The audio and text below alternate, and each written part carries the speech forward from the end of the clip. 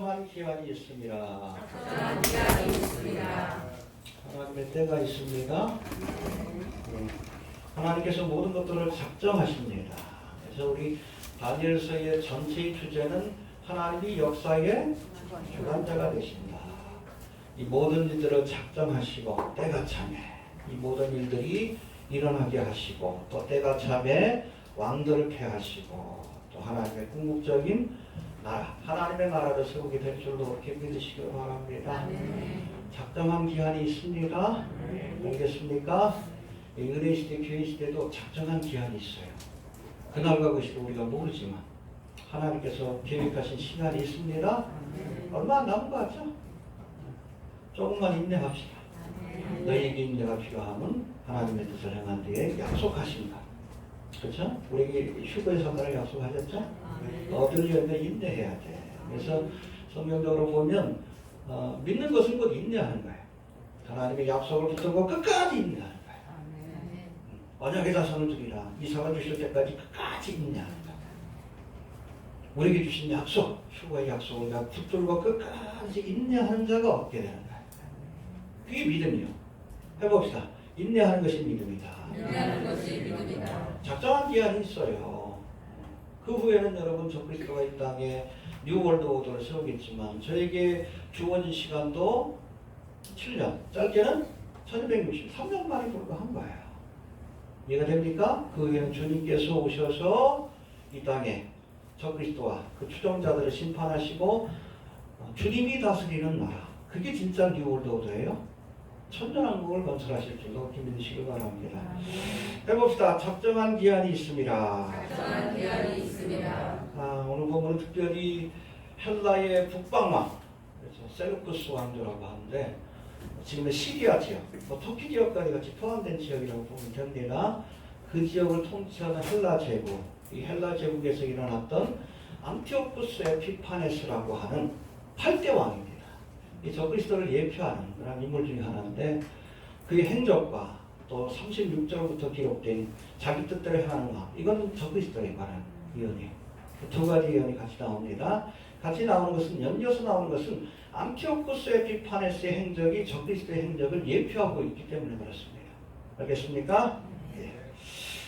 먼저 우리가 11장을 이해하려면 10장의 말씀을 먼저 봐야 되는데, 이제 바사방 고레스 3년 예루살렘으로 귀환한 이스라엘 백성들이 추진하던 성전 재건이 어려움을 겪고 있다는 소식을 들은 이 다니엘이 이제 이스라엘의 운명을 하나님 앞에 맡기면서 나라와 민족을 위해서 기도를 시작합니다.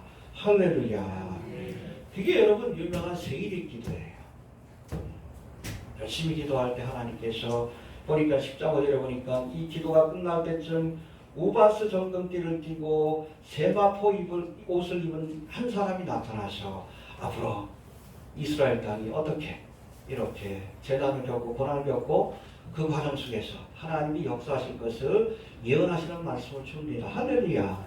이게 바로 11장과 12장의 말씀이에요. 궁극적으로는 하나님께서 이스라엘 백성을 구원하여 저들에게 약속한, 그렇죠? 하나님의 나라, 천년왕국을 건설할 것이다라는 예언의 말씀을 주고 계십니다. 할렐루야. 여기 보면 우바스 봅시다. 10장 5절 한번 봅시다. 10장 5절.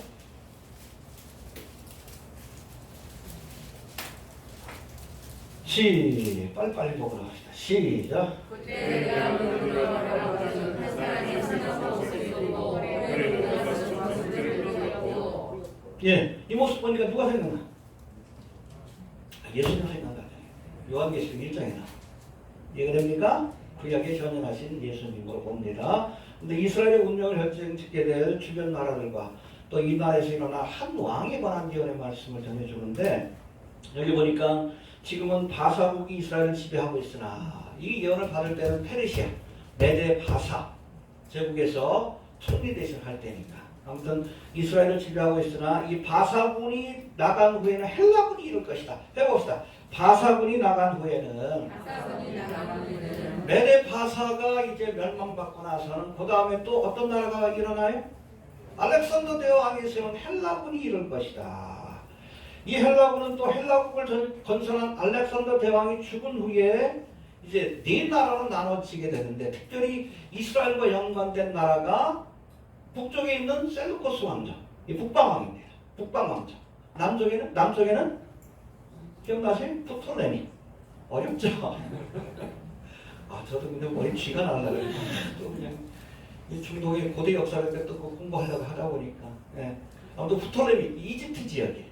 이게 북방은 시리아 지역. 그러니까 지금으로 따지면 시리아와 터키 지역이라고 보시면 됩니다. 예. 왜냐하면 여러분 북방왕과 남방왕조가 중요해. 이스라엘하고 연결되어 있기 때문에. 이게 여러분 북방왕조가 힘이 있을 때는 이 이스라엘을 누가 차지해? 북방왕이 차지하고 남방왕이 힘이 있을 때는 남방왕이 차지하고 그런 적절의 와중에서 이스라엘이 많은 고초를 겪게 되는데 거기에 관한 기록입니다. 알겠습니까? 예. 특별히 이 말씀 가운데 21절부터 35절까지 우리가 읽는 말씀입니다. 여기 보면 북방왕조의 한 왕이 일어나서 특별히 이스라엘 백성들에게 많은 어려움을 주게 될 것이다. 그것이 바로 셀루쿠스 왕조, 북방왕조의 8대 왕인 해봅시다. 안티오쿠스, 에피파네스. 그건 알아야 돼요. 딴 건 몰라도. 그래서 여러분 성경에 보면 적그리스도를 예표하는 대표적인 두 인물이 있어요. 첫 번째가 누구요? 최초의 뉴월드 오더를 건 사람. 바벨탑을 건 사람. 니무롯이에요, 니무롯. 이해가 됩니까? 여러분 유럽 나라의 건물이 뭐예요?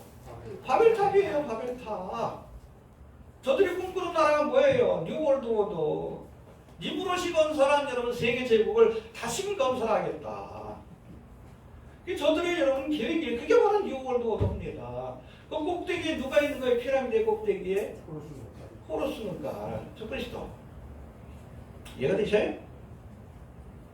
그래서 여러분 적그리스도는 유럽에서 나올 겁니다. 마크롱이 될지 누가 될지 모르지만. 알겠습니까?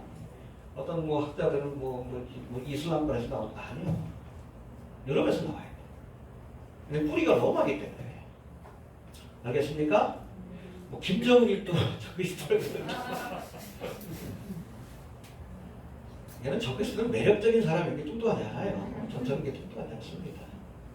딱 봐도 그냥 홀릴 정도로 그렇게 될 거예요.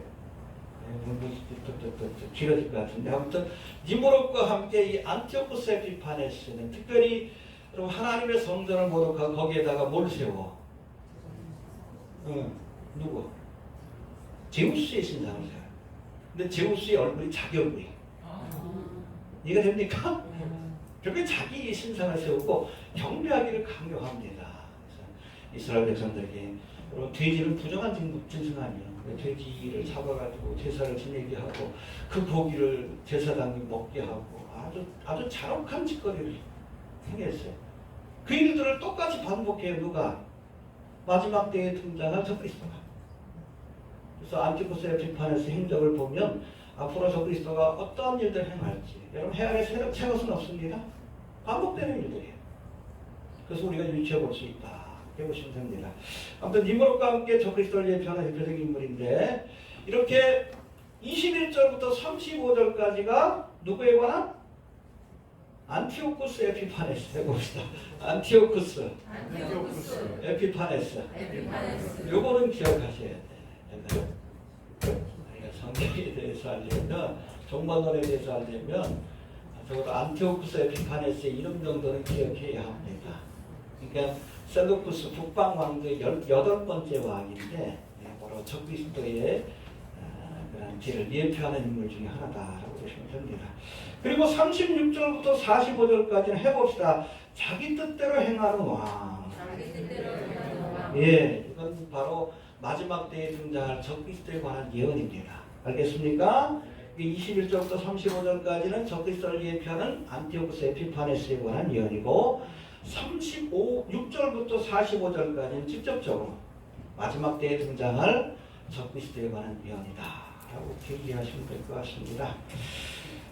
이제는 구체적으로 이 적그리스도를 예표하는 대표적인 인물 가운데 하나인 헬라 북방왕 8대 왕인 누구라고요? 다시 한번 해보시죠. 안티오쿠스 에피파네스.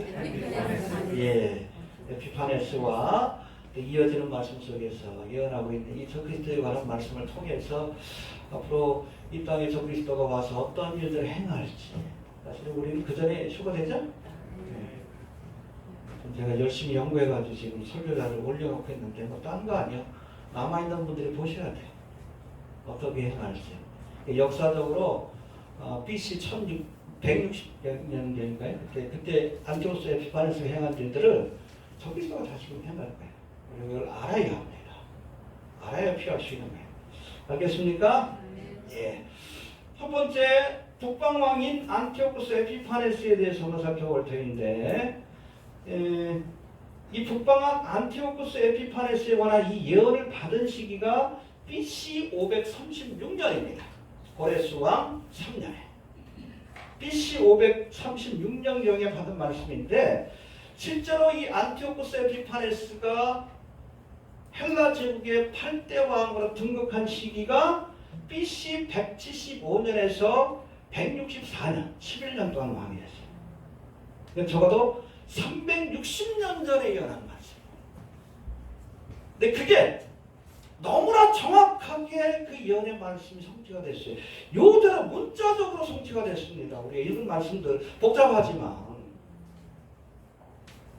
고대 헬라 제국의 역사는 똑같아요. 똑같은 사건이 일어났어요. 자유주의 신학자가 360년 전에 받은 예언이 똑같이 일어났어요. 문자적으로 역사적으로 성취됐어요. 자유주의 신학자가 이 다니엘서가 아니다. 500몇 년 전에 쓰여진 것이 아니라 이미 이 사건이 지나고 그것을 본 사람이 기록한 것이다. 그래서 BC 한 60년경에 기록한 것이다. 그런 주장을 할 만큼 너무나 정확하게 성경이 예언이 문자적으로 역사적으로 성취가 됐다는 거예요. 해봅시다. 문자적으로, 역사적으로, 성취되었다. 왜 어떻게 그렇게 가능합니까? 하나님이 역사의 주관자가 되시기 때문에 하나님이 역사의 주관자 알파와 하나님이시기 때문에 우리가 그런 하나님을 믿고 있는 거예요. 여러분 2000년 전에 사도 바울이 이 마지막 때를 봤어. 봤는데 보니까 사람들이 오른손과 이마에 표를 박는데 그렇죠? 찔러 넣는 거예요. 그것을 받지 않으면 뭘 못 사? 본 거예요. 베리스 본 거예요. 이게 여러분 한 50년 전에는 이게 무슨 말인지 이해가 안 됐어 사람들이. 근데 지금 우리는 알아.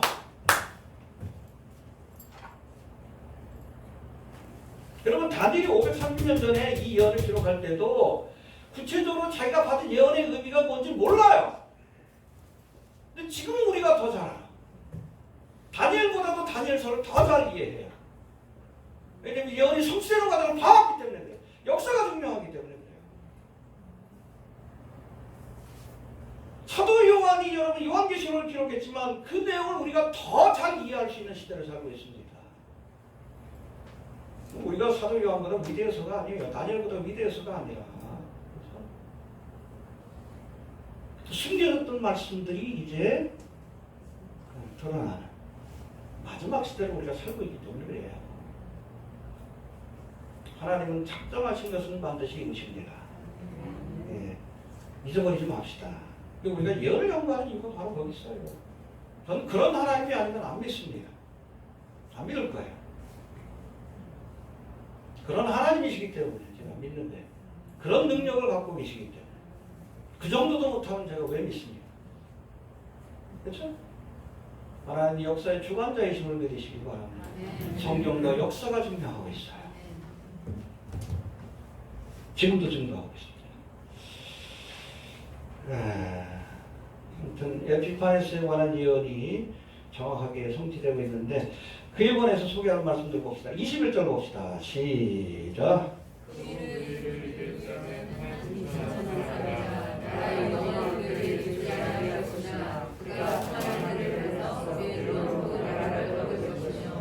예, 원래는 여러분 안티오쿠스 에피파네스가 왕권을 가질 수 있는 위치에 없었지만 비율로 플래터리라고 합니다.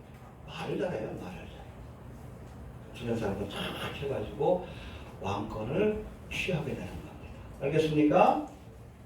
잘 들으세요. 역사 이야기합니다. 여기에 관계된 이 에피파네스는 시리아의 왕들 가운데 가장 위대한 정복자였던 안티오쿠스 3세. 이게 안티오쿠스 4세입니다. 에피파네스가 3세의 셋째 아들. 해봅시다. 셋째 아들. 셋째 아들인데 안티오쿠스 3세가 죽고 나서 곧바로 얘가 안티오쿠스 4세인 에피파네스가 된 게 아니에요. 왕이 된 것이 아니라 형인 셀루쿠스 4세가 왕자의 자리에 오릅니다. 그런데 신하들의 모반으로 인해서 결국에는 셀루쿠스 4세가 7년 만인가 권자에서 그렇게 쫓겨나게 돼요. 죽게 됩니다. 죽게 되니까 이 왕권이 누구에게로 넘어가야 돼요? 원래는 셀루쿠스 4세의 아들한테 넘어가야 돼요. 어린 왕자들입니다. 그런데 안티오쿠스 에피파네스가 신하들을 잘 고소는 거예요. 귀를 사바사바 해가지고 어린 왕자들이 왕이 되면 나라가 국정이 안정되지 못할 터인데 그거 어떻게 할까 하는 거예요. 그래가지고 그 왕권을 찬탈을 합니다. 말로서 찬탈을 해요. 이해되십니까? 예. 아무튼 왕위로 즉위를 했는데 에피파네스는 왕이 되기 전에 14년 동안 로마의 인질로 잡혀갔었습니다. 해봅시다. 14년 동안 로마의 인질로 잡혀갔었다. 이게 굉장히 중요해. 이 로마의 인질로 잡혀가 있는 이 14년 동안 어린 시절이죠. 가장 감수성이 예민한. 이때 헬라 문화에 크게 감동을 받고 심취해 있었어요. 그래서 그가 왕이 된 뒤에는 자기가 통치하는 지역 전체를 헬라 문화로 또 헬라 종교로 바꾸는 전략을 사용했습니다. 근데 거기에 어디까지 포함이 돼? 팔레스타인 지하, 이스라엘 땅까지도 헬라화 하려고 하면서 성전에다 뭘 세운 거야? 제우스 상을 세우고 이방 신전을 세우고 그렇죠? 할례받는 사람 다 죽여버리고 그런 폭정을 행했습니다. 이해가 되십니까? 예. 이렇듯 인생의 중요한 시기에 로마에서 14년 동안 살았던 안티오쿠스 에피파네스는 헬라 문화에 깊이 심취하여 심지어 유대인들에게까지 헬라화 정책을 추진하다가 결국에는 강력한 저항에 부딪히게 된 겁니다. 그리고 이것 때문에 이 사건 때문에 마카비 혁명이 일어나게 되고 이 혁명의 끝에 하스몬 왕조라고 하는 신구약 중간 사이에 이스라엘의 독립국가가 탄생하게 됩니다. 물론 이 독립국가도 결국엔 로마에서 멸망을 받게 돼요. 이해가 되십니까? 예. 그 에피파네스란 이름은 원래 세우스 에피파네스란 이름에서 따온 거예요. 해봅시다. 세우스. 에피파네스. 그 세우스 에피파네스란 이름의 뜻이 뭔가 하면 신이 현현했다. 인간의 몸을 입고 나타난 신이라는 뜻입니다. 자기 이름을 그렇게 줬어요. 이름만 그렇게 진 것이 아니라 자기가 통치하는 지역에다가 제우스 상을 세우면서 얼굴은 뭐로? 자기 얼굴로.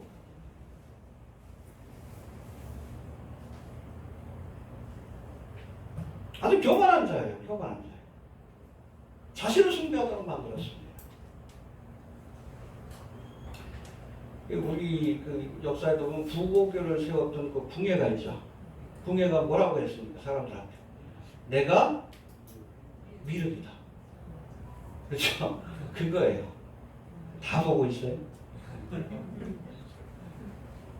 아무튼 헬라판 궁예라고 보시면 돼요. 자신을 신격화해서 내가 신이 현현한 것이다. 내가 미륵이다. 라고 하면서 곳곳에 통치하는 곳곳에 자신의 우상을 세우고 사람들 나오면 자신을 경배하고 숭배하기를 강요했는데 거기에 이스라엘 백성들까지 포함이 된 거예요. 그러니까 강력한 저항에 부딪히게 된 겁니다. 알겠습니까? 이런 안티오쿠스 에피파네스는 그의 형인 셀루쿠스 4세가 신하들의 반란으로 인해 갑작스러운 죽음을 맞이할 당시 왕위를 계승할 자격이 없었지만 아까도 말씀드렸듯이 해봅시다. 게을러. 말로. 여러분 다니엘 7장 8절에서도 작은 뿔로 묘사된 이 적그리스도가 그 뿔에 뭐가 있었다고 했어요? 눈과 함께 큰 입이 있었다고 했어요. 입이 있었다. 여러분 적그리스도 앞으로 등장한 이 적그리스도는 괴율에 능한 자입니다. 해봅시다. 괴율에 능한 자다. 그리고 요한계시록 6장에 보면 이 신발을 탄 자가 등장하는데 첫째 인을 뗄 때 그리스도입니다. 그런데 활은 들고 있지만 뭐가 없어요. 무력 시위를 하지만은 세상을 정복할 때 무력을 하는 게 아니에요. 뭐로? 괴율로. 말 잘하는 사람들을 조심해야 합니다. 알겠습니까? 여러분 뱀이 하와를 미혹할 때도 뭐로? 말로, 괴율로. 그렇죠. 하나님께서는 선악과 먹으면 정령 죽으리라. 거긴 타협이 없어요. 근데 여러분 뱀은 뭐라고 그랬어요? 안 죽어. 안 죽어. 죽을까 하더라 하와가 그랬지. 먹으면 어떻게 된다고요? 내가 하나님처럼 되리라. 이 말은 돼지 사상이에요. 트와이스 뮤직비디오 보셨어요? 선악과 따먹는 장면 나왔어요. 뱀이 싹 미역하니까 선악과를 따먹지. 그 다연이 교회 다니는 아가씨라고 알려져요. 그 나연이도 그렇고 선악과를 따먹을 때 이게 싹 먹을 때의 목소리가 들어와요. 뭐야 뭐야. 그 뱀이 미역하는 거야. 더 먹어라 더 먹어라. JYP가 박진영이가 그런 뮤직비디오를 만들어낸 거예요. 응? 마귀의 종이잖아.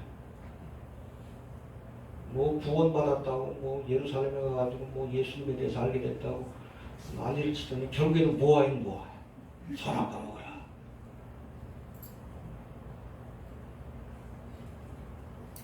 사탄 마귀는 괴율에 능한 자입니다. 그러니까 말 잘하는 사람들 좀 조심해야 돼. 알겠습니까? 속지 마십시오. 하나님의 사역자라고 그러면서도 너무 말을 잘하는 사람들이 있어요.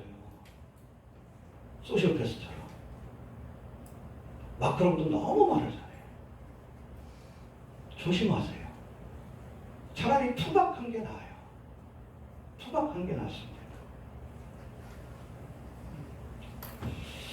또 두 번째, 이 안티오쿠스 에피파네스가 성소를 더럽히고 성소 안에 있는 성소 안에다가 미운 물건을 세울 것이다라고 말씀합니다. 우리 30절 봅시다. 30절 시작.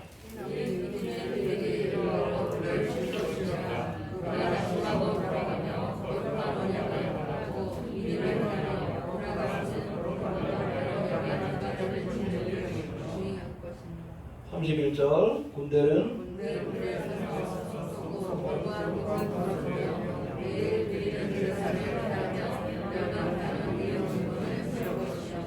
예, 이거는 이제 예루살렘을 정벌한 안티오쿠스 에피파네스가 성전 제단에서 돼지를 잡아 제사를 드림으로 성전 제단을 더럽히고 또 날마다 드리던 제사를 금하고 이곳에 자기의 얼굴 모양으로 된 제우스 신상을 세운 사건에 대한 예언의 말씀입니다. 정확하게 이루어졌어요.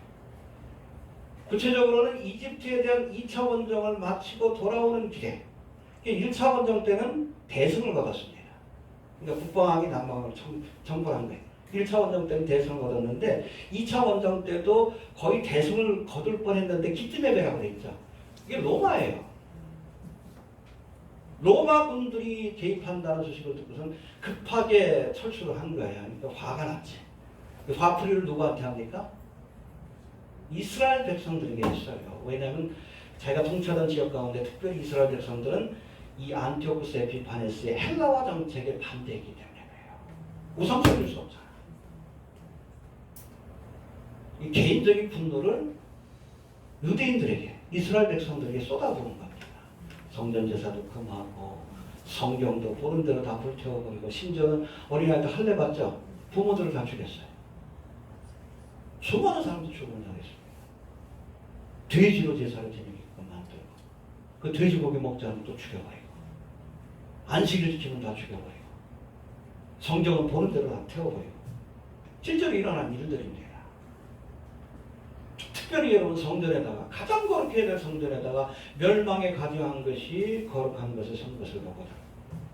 제우스의 신상을 세워놓고 사람들에게 경배하기를 강요합니다. 마카비 형제가 결국에는 반란을 일으켜가지고 헬라 제국으로부터 독립하게 되는 결정적인 계기가 돼요. 이해가 됩니까?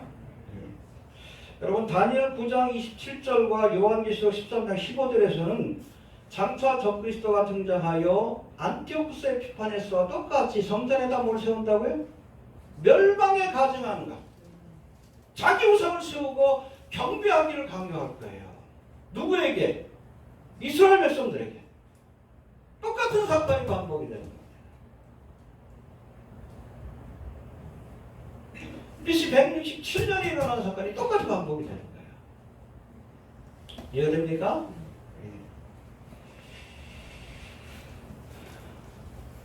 세 번째 우리 32절 봅시다. 32절 시작.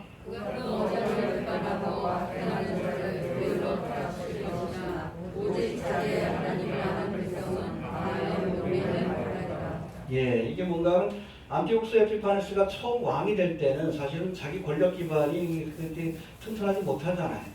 그러니까 이스라엘 백성들에게 유화 정책을 폈습니다.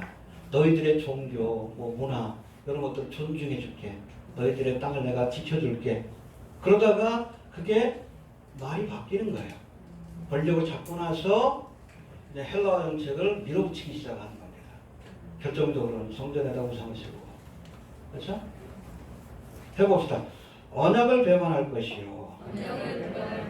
앞으로 등장할 적그리스도도 마찬가지예요. 국가마구 전쟁 직후에 이스라엘 백성과 몇 년 동안 언약을 맺어요. 7년 동안 언약을 맺잖아요. 7년 동안 언약을 맺었는데 3년 반이 끝나고 나서 언약을 파기하고 배반하고 성전에다 뭘 세워요? 자기 우상을 세우고 경배하기를 강요합니다. 똑같아요.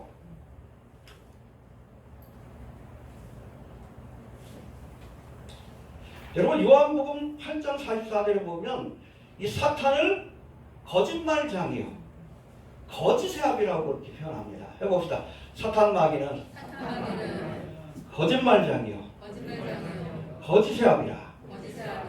그러면서 뭐라고 하냐면 저가 거짓을 말할 때에 제 것으로 말하나니 저는 거짓말장이요 거짓의 아비라. 해봅시다. 저가 거짓을 말할 때에 제 것으로 말하나니. 예, 영어 성경에 보면 when he lies, 그가 거짓을 말할 때 he speaks, 그는 말한다 his native language. 거짓말이 모국어예요. 입만 열면 거짓말. 심지어는 자기를 추종하는 일루미나티들한테도 거짓말을 합니다. 나를 추종하면 너희가 신과 같이 되리라. 누구한테 했던 거짓말이에요?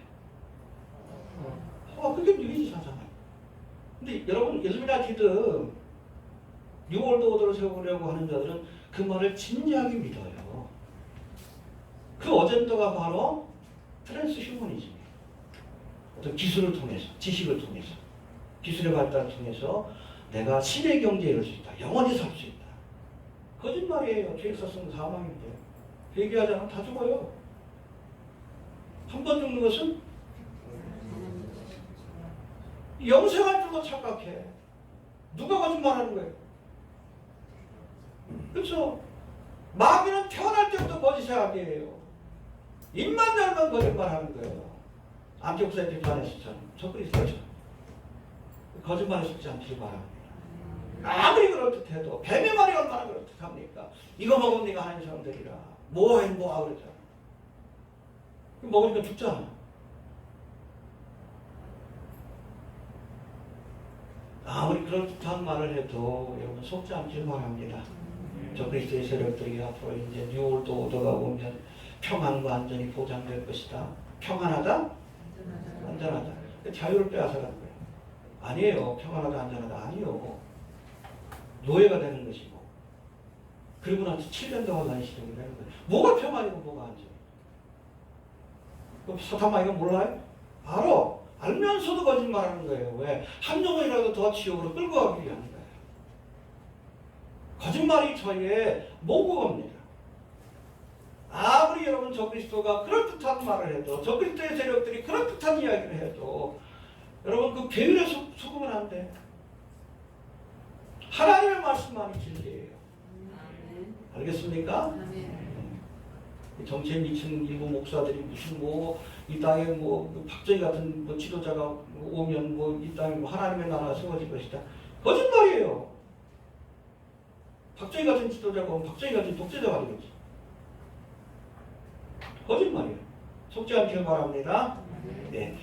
그리고 이제 36절부터 45절까지는 안티오쿠스 에피파네스에 관한 행적이 아니라 앞으로 오게 될 적그리스도에 관한 예언의 말씀이다 라고 보시면 됩니다. 여러분 구약의 말씀 가운데서도 예수님에 관한 예언이 초림에 관한 예언의 말씀과 재림에 관한 예언의 말씀이 혼합되어 있는 경우들이 있죠.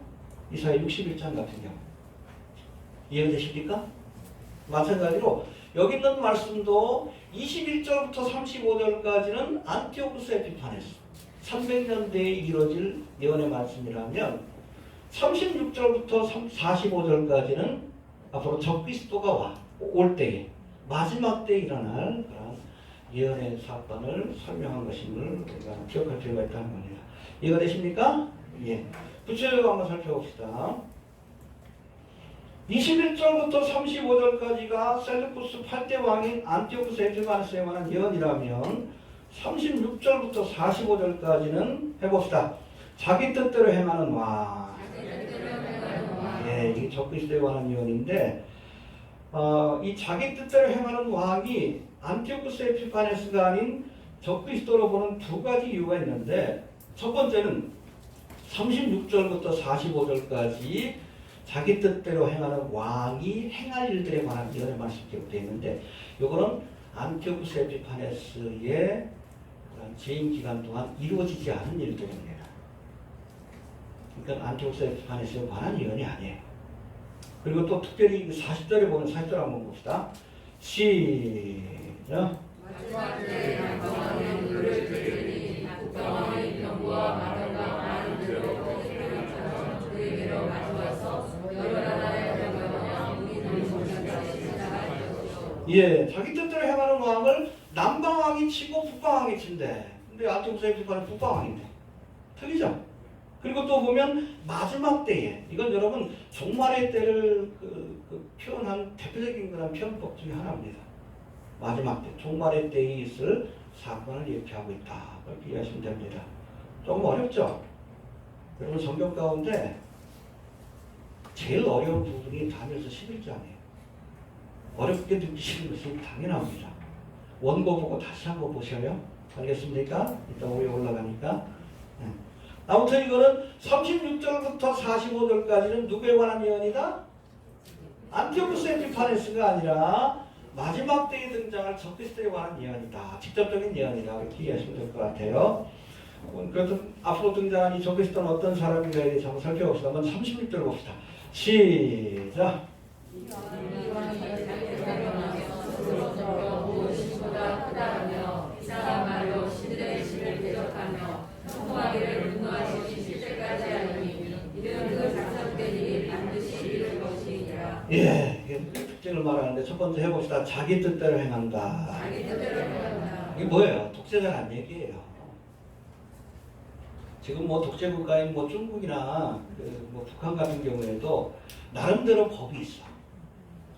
대외적으로 선정할 때는 법치 국가라고 얘기합니다.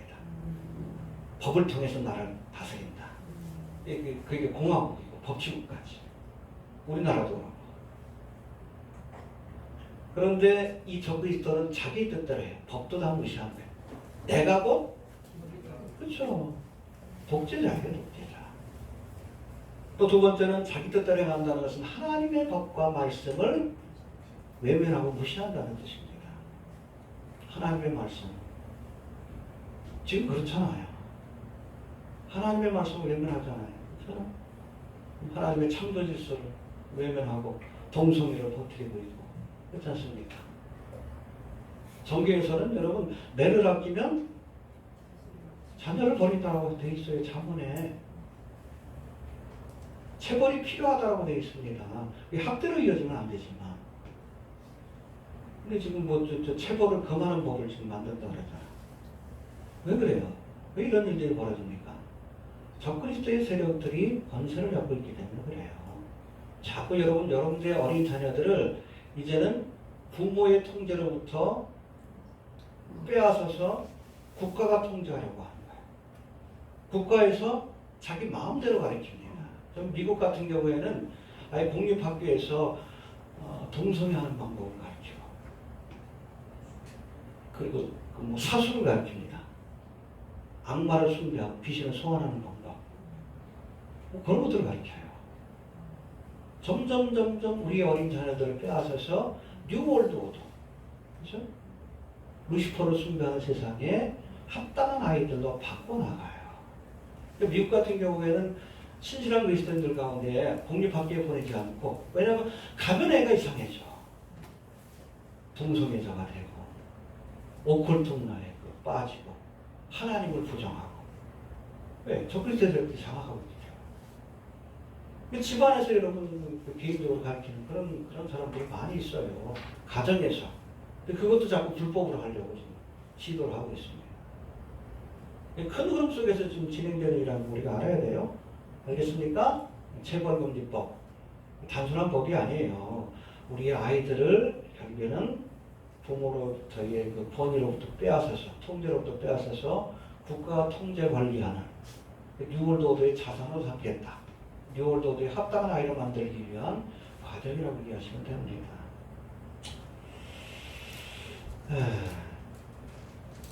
이게 바로 자기 뜻대로 행한다는 거예요. 하나님의 말씀을 벗어나서 자기 뜻대로. 또 두 번째, 해봅시다. 스스로 높여 모든 신보다 크다 할 것이요. 예, 교만한 자죠. 그러니까 성전에다 자기 우상을 세우고 경배하기를 강요하죠.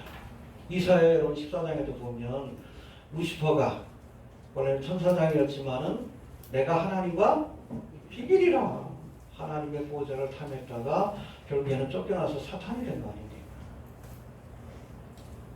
루시퍼의 대리인인 적그리스도도 마찬가지예요. 교만한 자입니다. 여러분 예수님의 인격적인 특징이 겸손이라면, 그렇죠? 십자가에 죽기까지 낮추셨잖아요. 빌립보서 2장에 보면. 적그리스도의 여러분 인격적 특징은 교만이에요. 근데 성경에서 뭐라고 했습니까? 낮추는 자를 하나님이 높이시고 높이는 자를 교만은 곧 패망의 선동이다. 교만이 행하다가 안티오코스의 비판에서도 갑자기 세상을 떠났어요. 병으로 죽었어요. 적그리스도도 교만이 행하다가 결국 하나님의 심판을 받고 멸망이를 하게 될 것임을 기억하시게 되길 바랍니다. 하나님 앞에 겸손해지시길 바랍니다. 스스로 낮추면 하나님이 높여주십니다. 그러나 스스로 높이면 하나님이 낮춰요. 정가훈이 기고만장해가지고 감옥에 낮추셨잖아요. 그런 거예요. 낮추세요. 낮추면 하나님이 높여주십니다. 십자가에 죽기까지 낮추셨더니 하늘보다 우편에 앉게 하셨잖아요. 예수님은. 그래 이 적그리스도는 스스로 높아져서, 그렇잖아요. 성전에다가 자기 우상을 세우고 경배하기를 강요했는데 지옥불에 던져지잖아요. 그런 겁니다. 해봅시다. 겸손해져야 한다. 네, 또 세 번째가 재미난데 해봅시다. 비상한 말로 신들의 신을 대적할 것이라. 신들의 신은 하나님입니다. 비상한 말로 마블로스라고 되어 있는데 이거는 원어를 보면 해봅시다. 이해하기 힘든 말, 기이한 말, 신성모독적인 말, 기묘한 말로 하나님을 모독해. 지난 2월달인가 프랑스에서 한 사건이 있었어요. 거기 보면 16세 된 여학생이 이슬람을 비판하는, 이거 아랍은 아닌 것 같아요. 이슬람을 비판하는 그런 그 SNS 글을 올렸어요. 그랬더니 이슬람 사람들이 뭐 죽여버리겠다고 난리가 났다. 근데 이 아이를 마크롱, 적그리스도 보행자죠, 비호하면서 뭐라고 했냐면 우리에게는 신성모독을 할 특권이 있다. 아주 비상한 말이죠. 맞는 것 같기도 하고 틀린 것 같기도 하고 기묘하죠. 네. 알라도 모독할 수 있다. 거기는 하나님도 모독할 수 있다. 우리는 신성모독을 할 권리가 있다. 이런 말로 사람들을 미혹하는 거예요.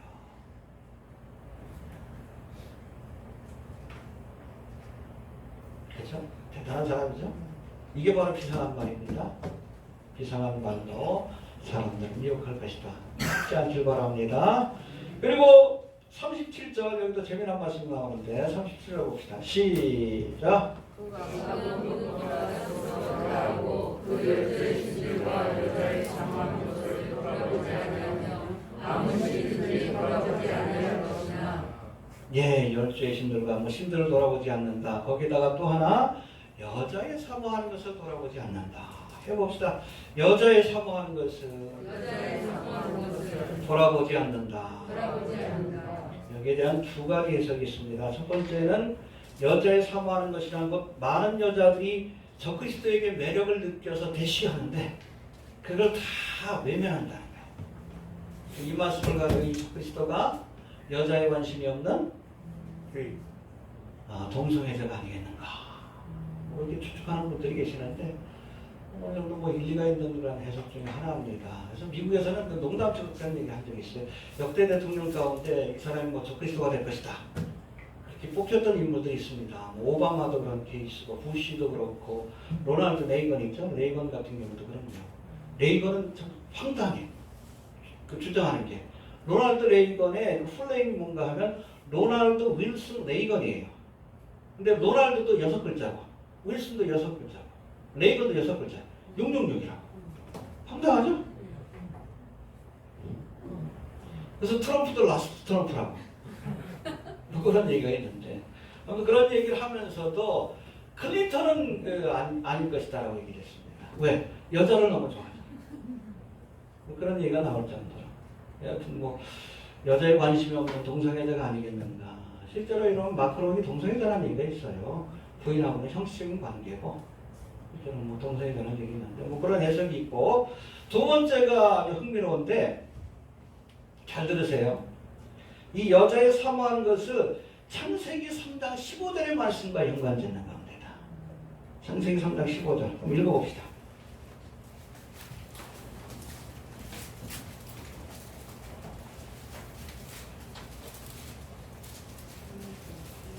시작.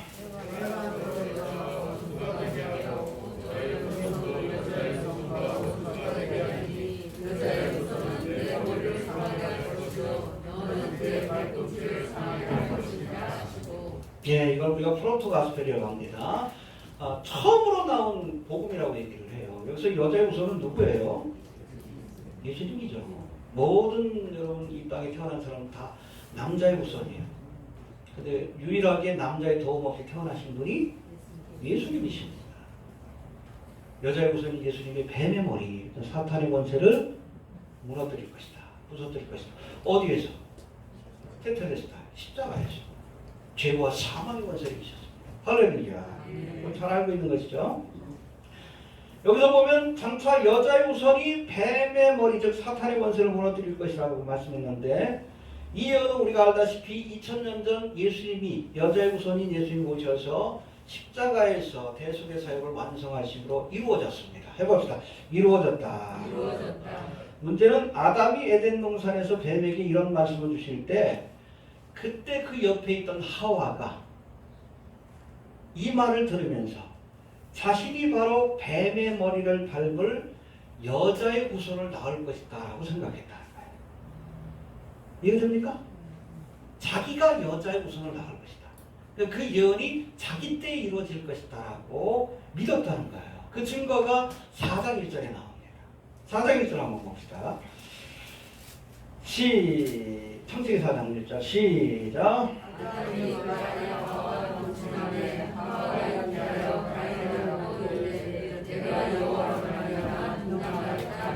예, 여기 보면 가인을 낳고 나서 최초의 아담과 하와의 첫째죠. 낳고 나서 뭐라고 합니까? 내가 여호와로 말미암아 등남하였다. 해봅시다. 내가 여호와로 말미암아 등남하였다. 예, 우리 성경은 그렇게 되어 있지만 NIV에도 보면 with the help of the Lord라고 되어 있어요. 하나님의 도우심으로 내가 아들을 낳을 수 있었다. 그런데 원어 성경을 보면, 킹 제임스 버전을 보면 with the help of the Lord가 아니에요. I have gotten a man from the Lord라고 되어 있습니다. 하나님으로 말미암아 내가, 그렇죠? 잉태하여 이 아이를 낳았다. 그렇게 착각한 거예요. 적어도 가인을 낳을 때는 그가 여자의 후손이라고 착각한 겁니다. 메시아가 될 거라고 착각한 거예요.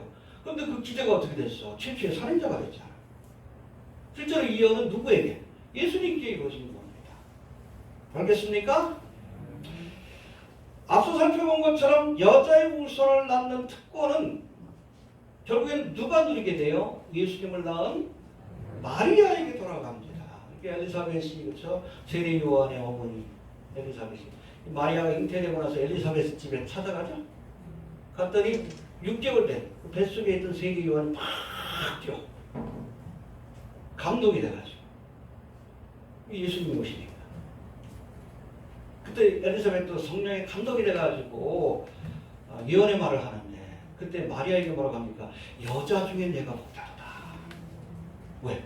여자의 후손을 낳는 메시아를 잉태하는 축복이 그에게 주어졌기 때문에 그게 바로 1장에 나와요. 누가복음 1장에. 이해가 됩니까? 예. 정리합니다.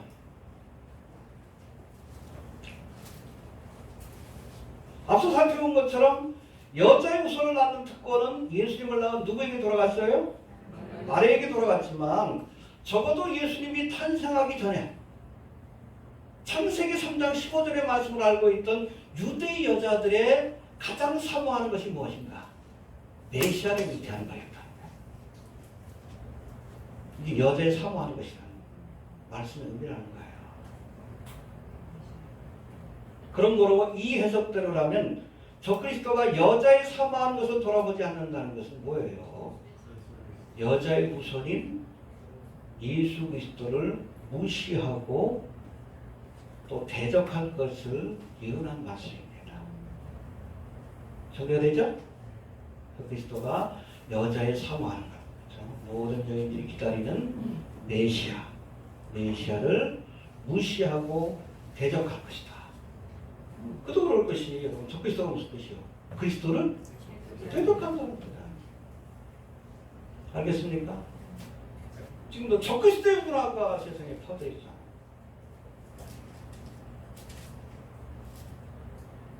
기독교인들을 모독하고 하나님의 말씀을 모독하고 그 뒤에 누가 있어요? 적그리스도의 세력이 있는 거예요.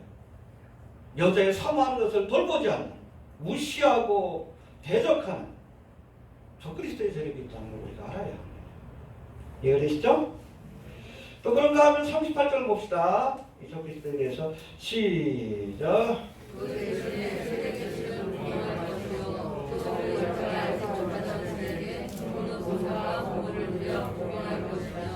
예, 조상의 신들을 외면하지만 세력의 신, 또 가라고 포스라고 되어 있는데 이게 여러분 범신론에서 이야기하는 뉘지 신관이에요. 뉘지에서는 여러분 신은 인격을 갖춘 존재라고 얘기를 하지 않습니다. 하나의 포스로 얘기를 해요. 그 사상을 여러분 영화로 만든 게 뭐예요? 조지 루카스의 스타워즈. 스타가 뭐예요? 성경적 개념에서는 천사들이에요. 신들의 싸움이라는 뜻이에요. 스타워즈에 보면 포스가 나오잖아. 포스. 웨이더 포스 위드요. 포스가 당신과 함께하기라. 들어봤어요? 메이크업 해야 되는데 거기다 포스라고 하잖아. 거기 보면 뭐 어둠의 포스와 광명의 포스가 서로 싸우는 것 같지만 같아. 여기는 똑같은 것들이에요. 정반하게 흰돌하고 검은돌하고 싸워가지고 뉴월드도 만드는 거예요. 그게 여러분 예수님한테 사상이죠. 프리메이슨의 사상이고. 알겠습니까? 포스라고 얘기하지만 그 뒤에 뭐가 있어요? 적그리스도예요. 루시퍼가 있는 거예요. 세력의 신을 섬긴다는 건 누굴 섬기는 거예요? 루시퍼를 섬기는 겁니다. 그리고 또 뭐라고 되어 있습니까? 39절 봅시다. 시작.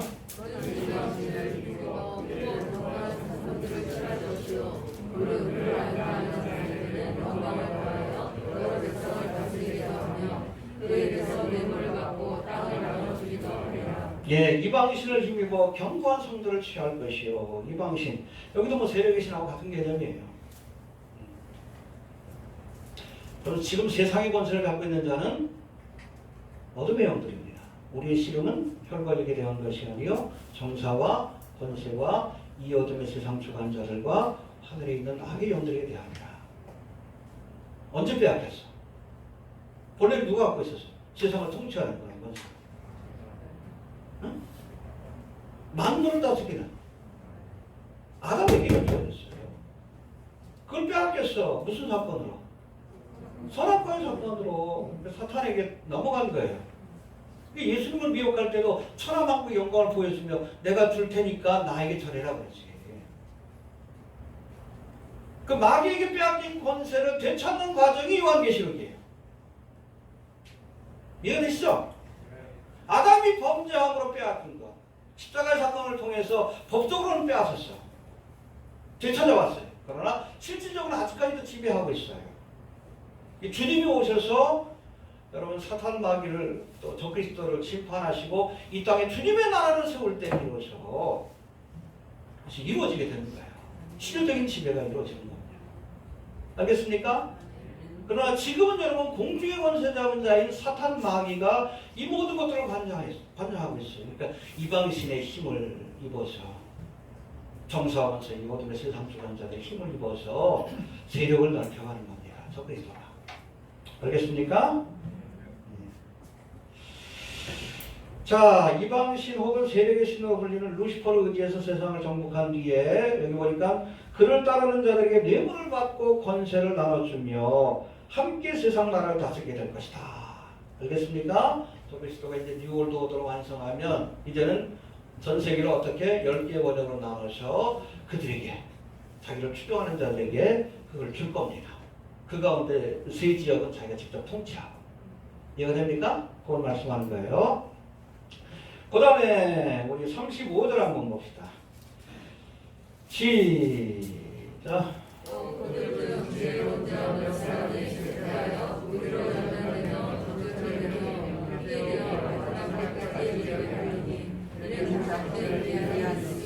예, 오늘 제일 중요한 말씀 해봅시다. 작정된 기한이 있습니다.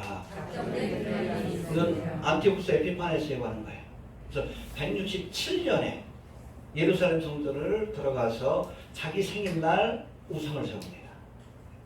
그 우상 하나님을 모독했는데 그러고 나서 164년에 갑자기 세상을 떠나요.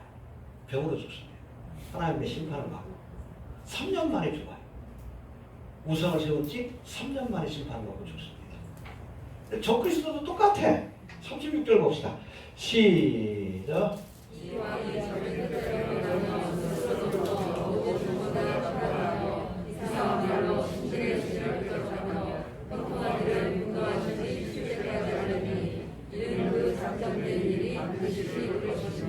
적그리스도도 마지막에 등장해가지고 이스라엘과 언약을 맺죠. 7년간의 평화 언약을 맺지만 그러나 3년 반이 지난 뒤에 이 언약을 깨고 언약을 배반하고 똑같이 제3성전에다가 자기의 우상을 세우고 경배하기를 강요합니다. 근데 이 사건 이후 하나님의 진노와 심판을 받고 3년 반 만에 비슷하잖아요. 그죠? 안티오쿠스 에피파네스도 3년 만에 적그리스도도 1260일 3년 반 만에 하나님의 심판을 받고 불못에 던져질 것이다 라고 말씀합니다. 그럼 아무리 적그리스도의 세력들이 득세하고 세상이 어둠에 의해서 지배된다 할지라도 걱정하지 마세요. 저들에게는 작정된 시간이 있습니다.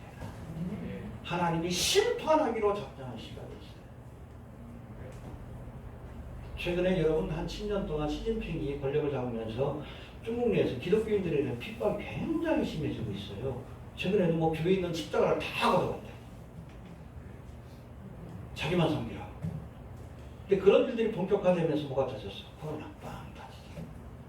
미중 무역 갈등 빵 터졌죠. 지금 본사가 흔들흔들해. 보니까 메뚜기 때도 지금 오고 있대. 원욕 제한 다음에 그다음에 메뚜기 제한. 바로 안 같아. 하나님을 계속했지만 하나님이 작정하신 시간에 저를 끌어내리실 거예요. 저는 그럴 거라고 봅니다. 하나님의 심판이 있어요. 아무리 어둠의 권세들이 득세하고 여러분 세상을 다 가질 것처럼 여긴다 할지라도 저들에게는 작정된 시간이 있다는 거 꼭 이거 한 건 잊어버리지 맙시다. 그때까지만 참으면 돼. 너희에게 인내가 필요하고 물론 우리 그전에 뭐 휴가될 것이지만 이 땅에 남아있는 사람들 본격적인 핍박과 환난 1260일 동안 여러분 지속되지만 그러나 그 작정된 시한이 끝나면 주님이 오셔서 심판하실 거예요. 걱정하지 맙시다. 예, 그리고 이제 이 적그리스도가 멸망하는 과정을 40절부터 45절까지 기록하고 있는데 이건 후 3년 반 그 이후에 있을 사건으로 보고 있습니다. 한번 봅시다. 첫 번째, 이 적그리스도가 이제 자기 우상을 성전에서 세우고 나서 예루살렘을 본거지로 삼을 것이다 라고 이렇게 말씀합니다. 알겠습니까? 그 93년 반 동안에 적그리스도의 본거지가 어디요? 예루살렘이 될 거예요. 자기 우상만 세우는 것이 아니라 본거지를 그쪽으로 옮겨올 것이다. 봅시다. 41절 봅시다. 시작.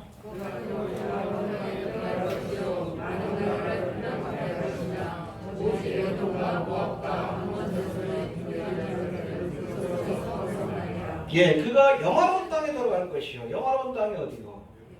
예루살렘이에요. 거기를 본거지로 삼을 것이다. 알겠습니까? 또 두 번째는 이제 93년 반이 시작되고 나서 사방으로부터 공격을 당할 것이지만 저들을 정복하여 자기의 통치하는 지역을 넓혀 나갈 것이다. 예루살렘을 중심으로. 40절 한번 봅시다. 시작. 마지막 때 남방의 물을 즐기니 북방의 병과 마병과 많은 대로 우리나라처럼 그들을 가져와서 그 여러 나라에 들어가며 우리는 지금까지 나갈 것이요. 예, 적그리스도가 이제 예루살렘의 본거지를 삼을 때에 보니까 남방왕, 여기에서의 남방왕은 이스라엘 중심으로 이집트가 대적할 겁니다. 그리고 북방왕도 대적합니다. 여기는 시리아와 터키가 있는 지역. 공통적으로 이 지역은 이슬람 지역이에요. 아마 이 적그리스도가 처음 이스라엘과 언약을 맺을 때 성전산에다가 제3성전을 세우는 것들을 허락할 겁니다. 그때 여러분 누가 여러분 그 앙심을 품겠어요? 이슬람 사람들. 애국과 터키와 시리아 이쪽 사람들이 앙심을 품고 적그리스도가 예루살렘에 본거지를 둘 때 위아래에서 침공을 해오는 거예요. 그런데 오히려 적그리스도가 이들을 물리치고 땅을 확대합니다. 그래서 북쪽으로는 시리아와 터키 지역, 남쪽으로는 애국 땅을 직접 통치하기 시작하는 거예요. 이게 뭐 셋불 가운데 하나 될 것 같다는 생각이 듭니다. 그뿐 아니라 우리 42절도 봅시다. 42절 시작. 그리고 애국 땅도 무너지고 자기가 직접 통치하는 거예요. 7년 되고 난 후반부에. 그리고 43절 시작.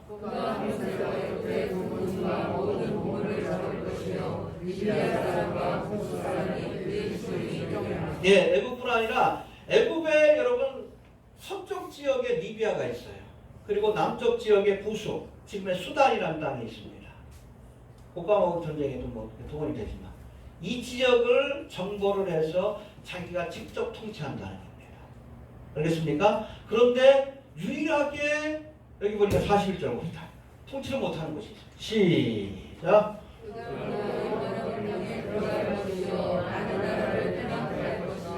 오직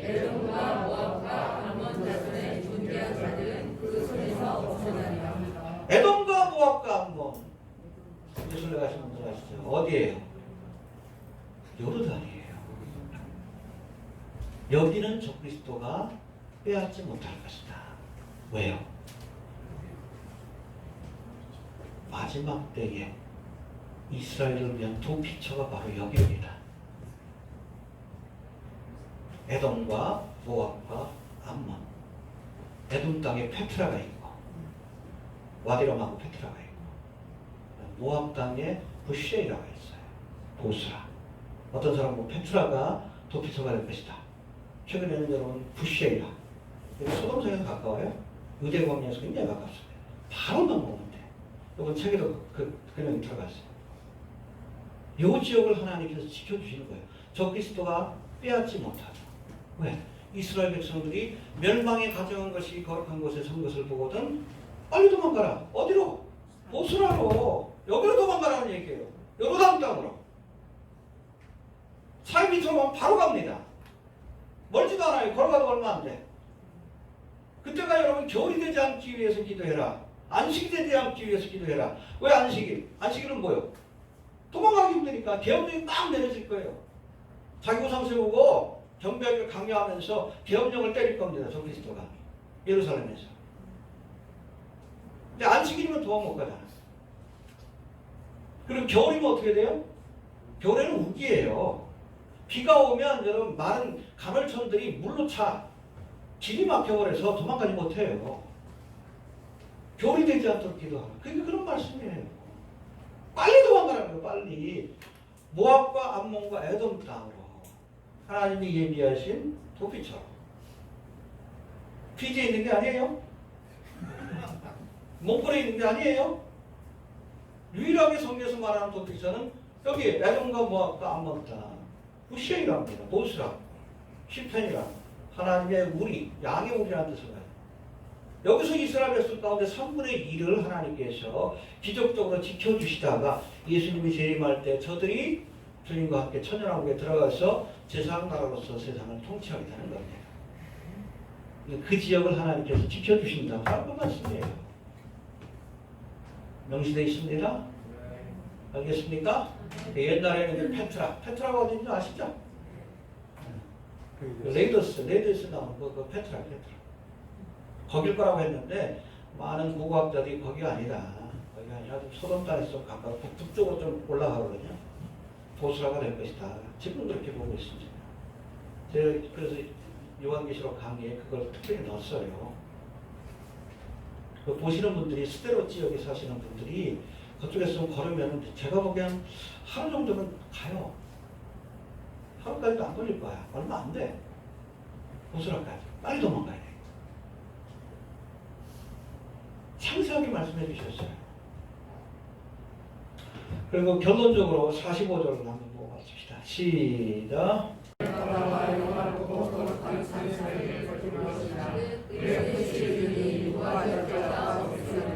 예, 바다와 영화롭고 거룩한 산 사이에 장막 궁전, 임시 거처, 임시 치유소를 세울 것이다.